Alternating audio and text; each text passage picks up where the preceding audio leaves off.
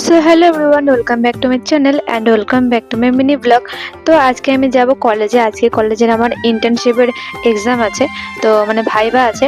তো ওটার জন্য আমি যাবো। দেখতে পাচ্ছ আমি কিন্তু রেডি হয়ে গেছি। আর গাইস আমি অনেক তাড়াতাড়ি রেডি হয়েছি, মানে আমি দেরি করে ঘুম থেকে উঠেছি।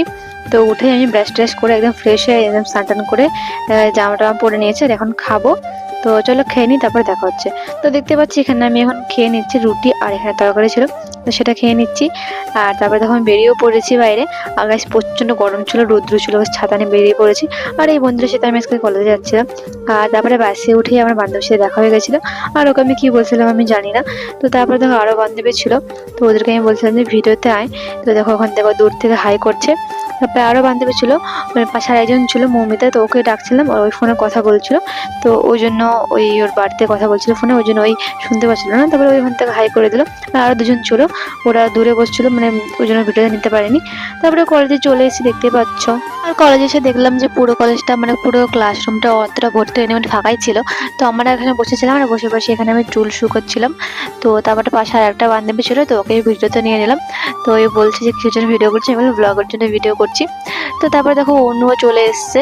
এই তো একদম পুরো লেট, ম্যাম ট্যাম সবাই চলে এসছে ক্লাসে, তারপরে ওই এসছে। তো তারপর দেখতে পাচ্ছ এখানে স্যার ম্যামরা এখানে ইন্টার্নশিপ ভাইবা ধরছে। আর এখানে দেখো মানে পুরো ক্লাস ভর্তি হয়ে গেছে। তো এখানে আমিও বসে আছি সব জিনিসপত্র নিয়ে, যে কখন আমার নাম আসবে। তো তারপর ওই বান্ধবী এখানে ভিডিও করছিল।